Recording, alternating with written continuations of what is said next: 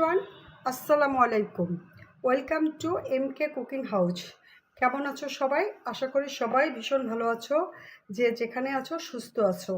পবিত্র ঈদুল আজহার শেষ, কিন্তু এখনও সব বাড়িতেই মাংসের ছড়াছড়ি এবং অনেকের বাড়িতেই রান্না করা মাংস এখনও রয়ে গেছে। আর সেই মাংসগুলো একদম ঝরঝরা হয়ে গেছে, ঝুরা মাংস যেটাকে বলে। এটা খেতেও অনেক টেস্টি। তারপরেও টেস্টটা একটু চেঞ্জ করার জন্য আমি এই ঝুরা মাংস দিয়েই তোমাদের সাথে দারুণ মজার সুস্বাদু একটা কাবাবের রেসিপি শেয়ার করব। আর এটা হচ্ছে শিক কাবাব। তো চলো দেখে নিই এটা কীভাবে তৈরি করছি। ঈদের ঝুরা মাংস দিয়ে শিক কাবাব করার জন্য এখানে আমি 1 বাটি ঝুরা মাংস নিয়েছি। এখন এগুলো আমি কিমা করে নিব এবং এটার মধ্যে বিভিন্ন জিনিস মিশিয়ে শিক কাবাবটা তৈরি করব। তো তার জন্য আমি ফুড প্রসেসর ইউজ করব। ফুড প্রসেসরের কিমার সেটিংটা আমি লাগিয়ে নিচ্ছি। প্রথমে কলমটা দিলাম, এবার কিমার প্লেটটা দিচ্ছি। এখন আমি এটার মধ্যে এই মাংসটা ঢেলে দিচ্ছি। এটা তোমরা পাটায় বেটে অথবা ব্লেন্ডারেও করতে পারো। তো আমার যেহেতু ফুড প্রসেসরের কিমার সেটিংটাই আছে, এটা দিয়ে আমি তৈরি করব।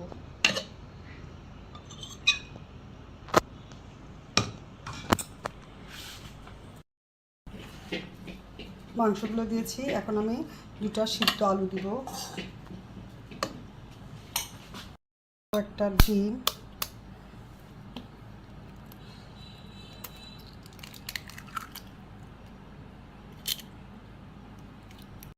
এটা যেহেতু রান্না করাই মাংস, এটার মধ্যে সব রকমের মশলাপাতি দেওয়া আছে।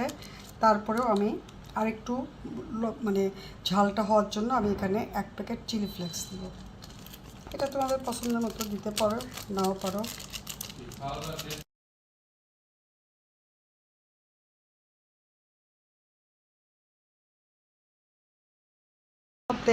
দিচ্ছি 2টা মিষ্টি বিস্কিট।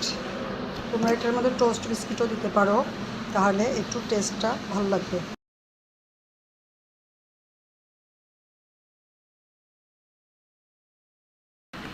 দিব 2টা পেঁয়াজ কুচি।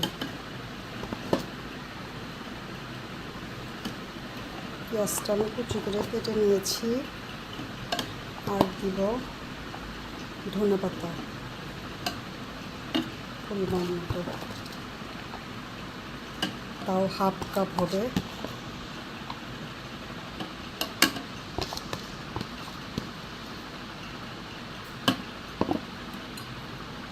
এখন আমি আবার সুইচটা দিয়ে দিচ্ছি। প্রসেসরের এটা ঢাকনাটা খুলে এই যে দেখো কি সুন্দর কিমার মিশ্রণটা হয়ে গেছে। এটা কাবাব বানানো যাবে এখন। তারপরে আমি আরেকটু কিমা করব, এটা তার জন্য একটু চামচ দিয়ে নেড়ে চেড়ে দিচ্ছি। কাবাবের মিশ্রণটা আমার রেডি হয়েছে। এখন আমি এখানে সাসলিক কাঠি নিয়েছি আর হাতের ভিতরে একটু তেল রেখে নিয়েছি। এখন এখান থেকে আমি কিছুটা মিশ্রণ নিয়ে এই কাঠির সাথে গেঁথে দেব।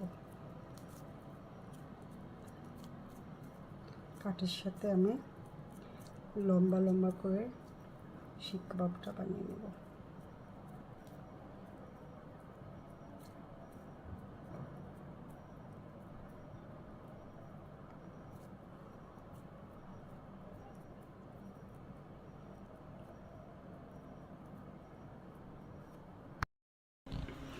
এই যে এইভাবে আমি শিক কাবাবগুলো বানিয়ে নিয়েছি। এখন চুলার উপরে একটা প্যানে তেল গরম করে নিয়েছি। এখন এটার ভিতরে আমি একটা একটা করে কাবাব দিয়ে দিব।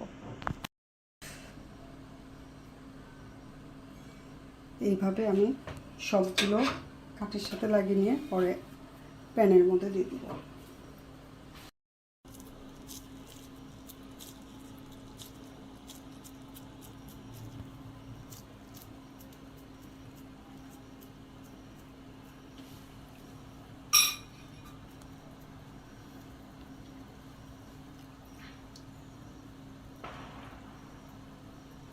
কাঁটা চামচ দিয়ে কাঠির থেকে নামাই দিলে তাহলে আর কাবাবটা ভেঙে যাবে না, সুন্দরভাবে তেলের মধ্যে পড়বে। এই যে এইভাবে আমি সবগুলো দিয়ে নিব এবং লালচে করে 2 পাশ ভেজে নিব। যে আমি এটা আস্তে জালে ভেজে নিচ্ছি। এক পাশে দেখো সুন্দর লালচে কালার হয়ে গেছে, আর এক পাশে উল্টে দিই।